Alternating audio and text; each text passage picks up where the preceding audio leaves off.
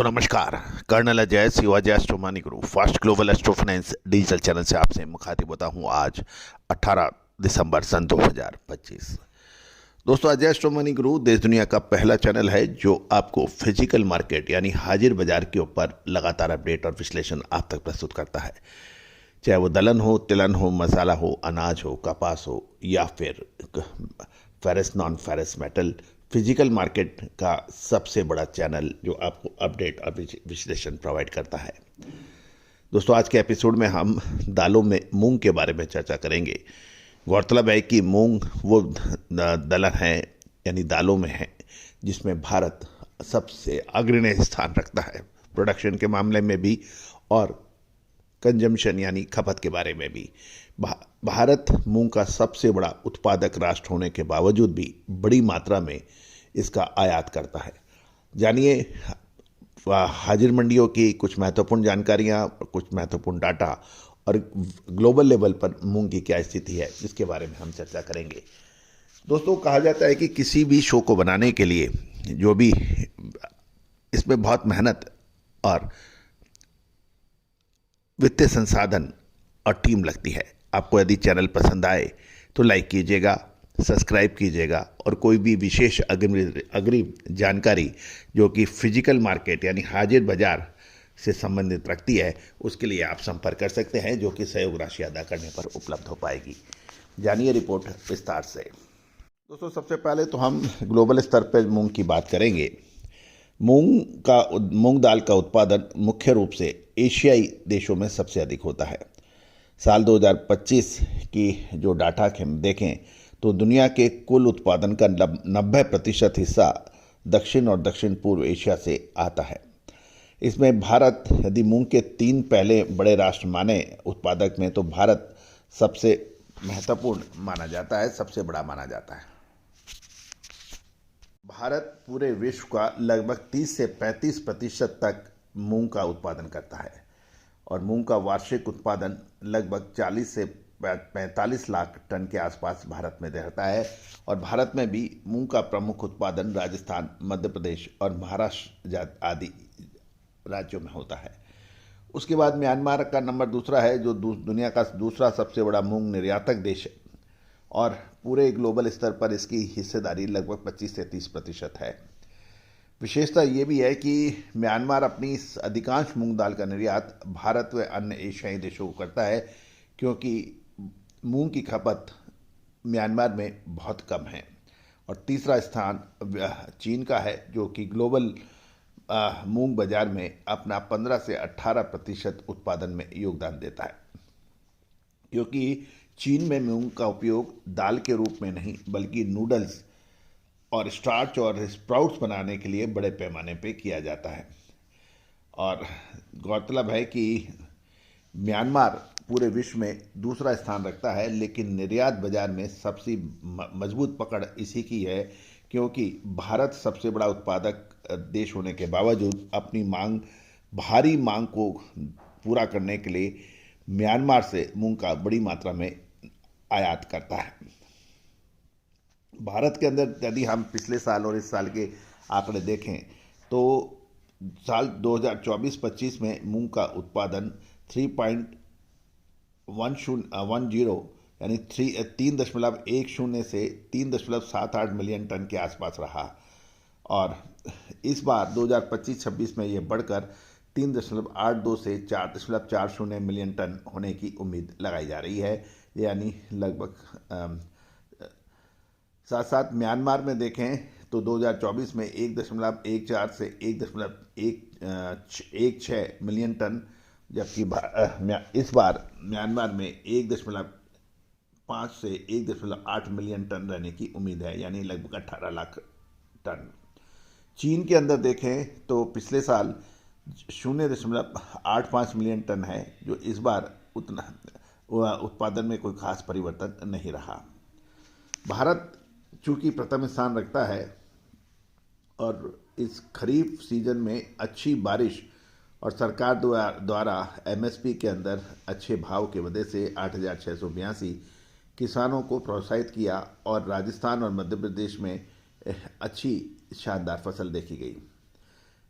गौरतलब है कि म्यांमार की जो फसल की बुआई नवंबर से दिसंबर 2025 में हुई है, जिसका लक्ष्य पिछले साल से 5 से 10% अधिक बताया जा रहा है। ये तो एक बहुत महत्वपूर्ण चर्चा है आपके साथ।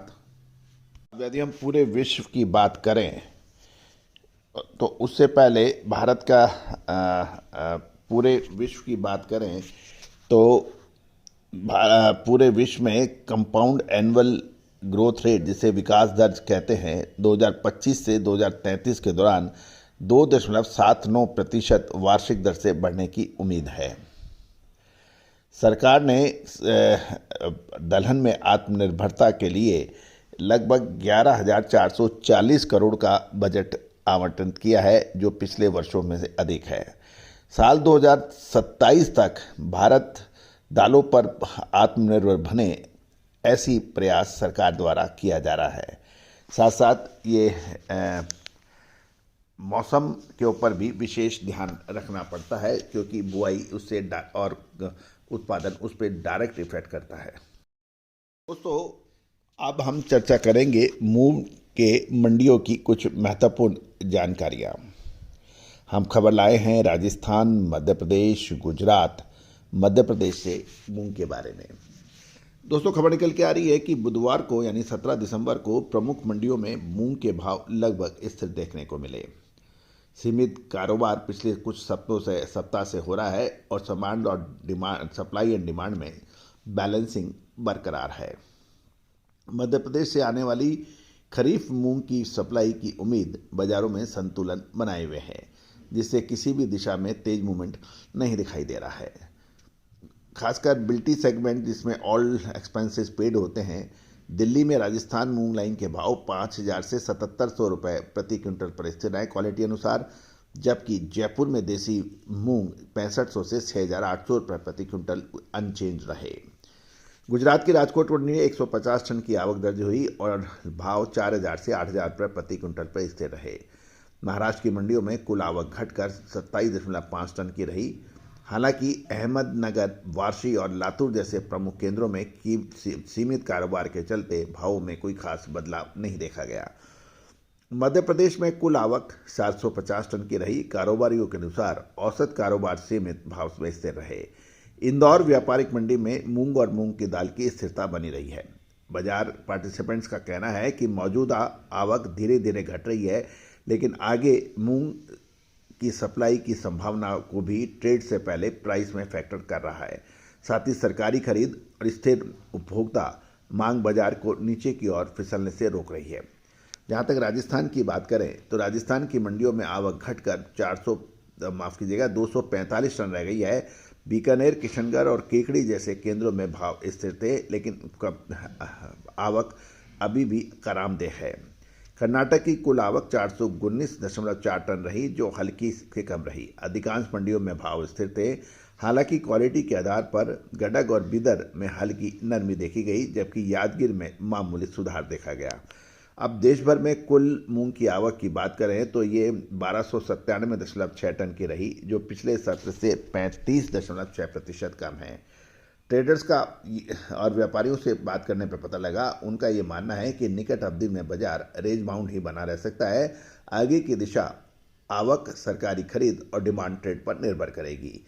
मूंग दाल के भाव स्थिर रहे। गुलबर्गा में 9,300 से 9,800 रुपये प्रति क्विंटल, जयपुर में 8,400 से 8,900 रुपये, मुंबई में 9,200 से 9,500 रुपये प्रति क्विंटल रहे और इंदौर में भी ग्रेड स्केल में कोई खास चेंज नहीं रहा, भाव स्थिर रहे।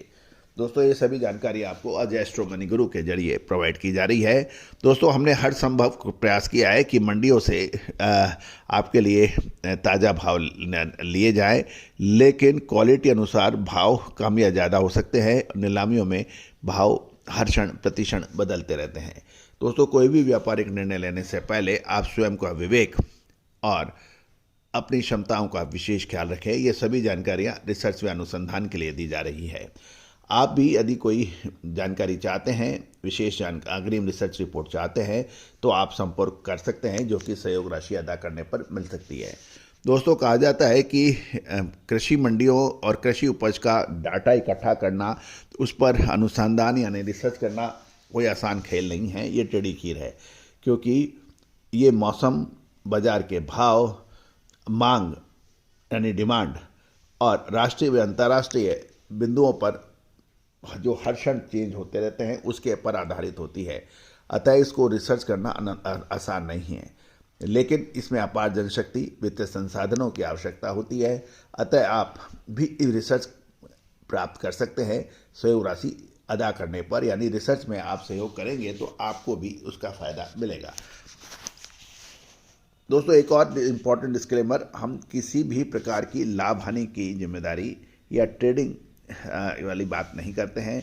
ये सभी आप इस डिस्क्लेमर को ध्यान रखते हुए ही आप हमारा चैनल देखें। All the very best, good luck, happy trading. Sonakshi की रसोई में आज की स्पेशल गेस्ट है मौसमी चैटर्जी जी। ये जी नहीं, मौसमी आंटी। ओके आंटी मौसमी, तो आज आप क्या बनाएंगी? मैं क्यों बनाऊं? मैं तो गेस्ट हूँ, आप बनाओ, हम खाएंगे। एक्टिंग में तो हिट हो, अब खाना बनाओ सुपर हिट। ठाट से बनाऊंगी खाना, है ना द बेस्ट एवरीडे मसाला। आओ बनाते हैं मसालेदार छोले। हर रोज के करी में एवरीडे मसाले, शाही बिरयानी में स्वाद का जायका। पटल पोस्तो और शस्य इलिश भापा।